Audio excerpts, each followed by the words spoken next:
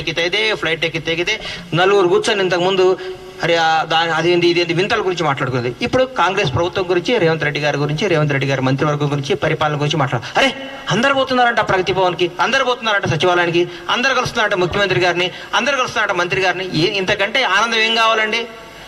భారతదేశ వ్యాప్తంగా ప్రతి ముఖ్యమంత్రి రేవంత్ రెడ్డి గారి పరిపాలన గురించి ఆరాధిస్తున్నారు, ఆలకిస్తున్నారు, కాంగ్రెస్ ప్రభుత్వం గురించి సంతోషిస్తున్నారు. ఇంతకంటే ఏం కావాలి?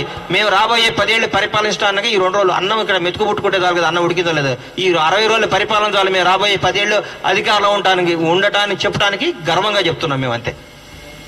నమస్కారం, థ్యాంక్ యూ. సోషల్ మీడియా మాధ్యమాలలో ఆల్రెడీ మొదలుపెట్టినారు టీఆర్ఎస్ సోషల్ మీడియా మాధ్యమాలు. 50 రోజులు అయిపోయింది, ఇంకా నోటిఫికేషన్లు పడలే, మీరు ఆల్రెడీ 100 రోజులే చెప్పిరని. మరొక్కసారి చెప్తున్నాం ప్రజలందరికీ, విద్యార్థులు, నిరుద్యోగులకి, టీఆర్ఎస్ ప్రభుత్వంలో ఉండే టీఆర్ఎస్ సోషల్ మీడియా తెలంగాణలో ఉండే యువకులను, నిరుద్యోగులను తప్పుదో పట్టిస్తుంది. మేం చెప్పింది 100 రోజుల్లో 6 పథకాలు కంప్లీట్ చేస్తామని చెప్పడం జరిగింది.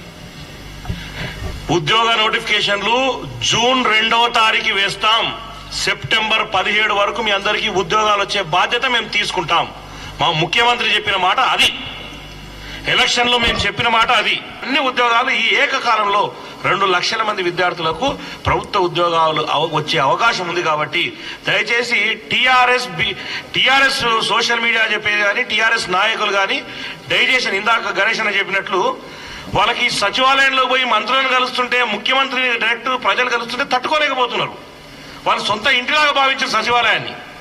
దాంతోపాటు మా పొన్నమన్న విషయంలో ఒక బీసీ నాయకుడు, ఒక గట్టి నాయకుడు, ఎన్ఎస్యుఐ ఆర్గనైజేషన్ నుంచి వచ్చిన నాయకుడిని తొక్కివేయాలనే ధోరణిలో ఈరోజు చూస్తున్నారు. మాజీ కరీంనగర్ పార్లమెంట్ సభ్యులు, ప్రస్తుత మంత్రి, ఒక బీసీ బిడ్డ, గౌడు బిడ్డని, అరే ఆయన బేసికల్ గా ఎక్కడున్నా అందరినీ రా పో అని అందరితో కలిసిపోయే వ్యక్తి పొన్నం ప్రభాకర్ గారు. అటువంటి వ్యక్తి మీద తప్పుడు సోషల్ మీడియా మాధ్యమాల్లో తప్పుడు విధంగా రాపించి చేస్తున్నారు.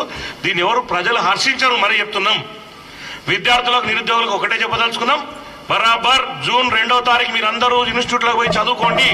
జూన్ 2 నుంచి నోటిఫికేషన్లు రాబోతున్నాయి. జూన్ 2 నుంచి ఈ సంవత్సరంలో దాదాపు 2 లక్షల ఉద్యోగాలు కాంగ్రెస్ ప్రభుత్వం వేయబోతుంది.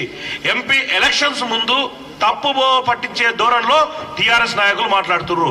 100 రోజుల్లో పథకాలను రిలీజ్ చేస్తాను మాట ఇచ్చినాం, ఆల్రెడీ 2 పథకాలను ఇచ్చినాం. ఆర్టీసీ 11 కోట్ల మంది మహిళలు ఈరోజు ఆర్టీసీకి సంబంధించినటువంటి ఉచిత బస్సు సౌకర్యాన్ని వాడుకోవడం జరిగింది. కాబట్టి అన్ని పథకాలు ప్రజలకు ఇచ్చిన విధంగా చెప్పిన మాట ప్రకారం నెరవేర్చే బాధ్యత కాంగ్రెస్ ప్రభుత్వం తీసుకుంటుంది.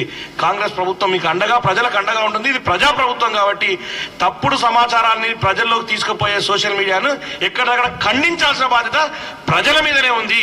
ఇది ప్రజా ప్రభుత్వం కాబట్టి ప్రజలే సోషల్ మీడియాలో వచ్చే తప్పుడు సమాచారాన్ని ఖండించవలసిందిగా విద్యార్థులు, నిరుద్యోగులని మరొకసారి కోరుకుంటున్నాం.